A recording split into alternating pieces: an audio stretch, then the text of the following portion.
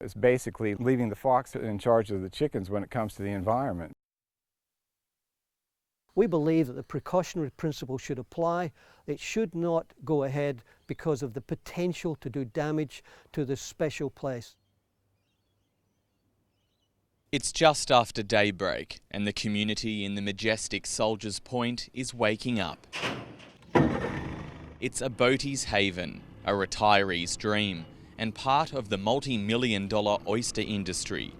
It's low tide, and farmer Jeff Deemer is tending to his hatcheries. After 55 years in the game, he's proud of his product, which he says tastes of this clean environment. Beautiful.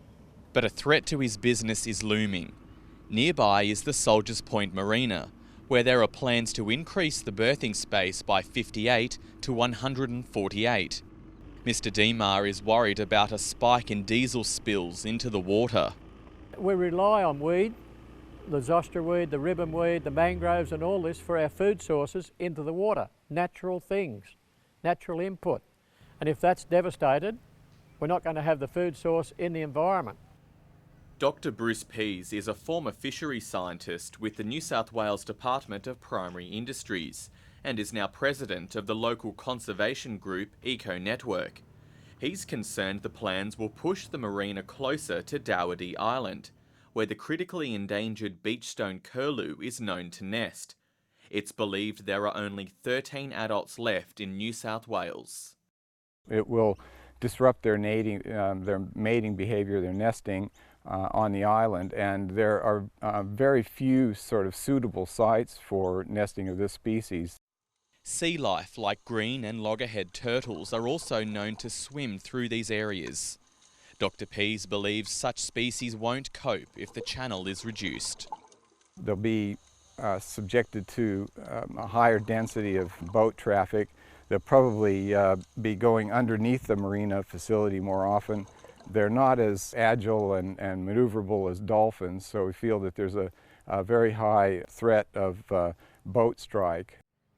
The proposal's environmental impact statement noted that a species impact assessment was considered unnecessary because of the sensitivity of the design response. But the ABC has obtained Freedom of Information documents which detail an email trail of concerns about a lack of environmental investigation from inside the Port Stephens Council. In a warning email to his manager in November 2012, the Environmental Officer David Paul listed his concerns that boat traffic will deliver increased impacts on shorebird species and large marine fauna. And he suggested that a detailed impact assessment be undertaken to support the development application. The development cannot proceed without this information. An ecological investigation was carried out by a private consultant in the months after, which examined the berthing proposal and gave the all clear. But following that report, Mr. Paul again emailed his manager saying, the report does not solve any issues in relation to boat activity and migratory and shorebirds. And that a species impact statement will ensure that an assessment is made which correctly weighs up the relevant impacts. The ABC has been told that Mr. Paul was working as a contractor at the time and applied for his job when advertised, but was unsuccessful. Anybody that's dissenting on this council has shown the door, and that's part of the problem with the decision-making process. Anybody that tries to enforce rules and regulations and have their say is very quickly shown the door. Councillor Dingle says there are too many unanswered questions raised by the council assessment. What's the solution to this? Take the planning, the powers off Port Stephens Council and take the authority off the staff in the short term as well until such times as a proper investigation is carried out.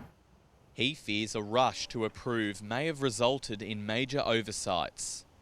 By and large, I believe the council staff are extremely professional and unbiased in their approach. I think we've got the best council staff now.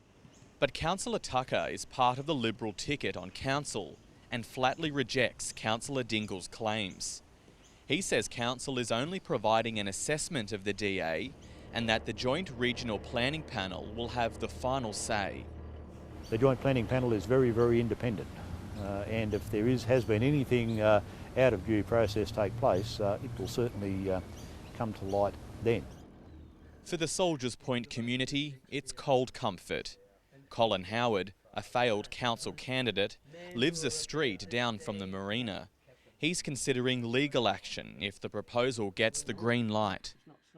If they approve it, if the JRPP approve it, then the only form of appeal is in the Land Environment Court.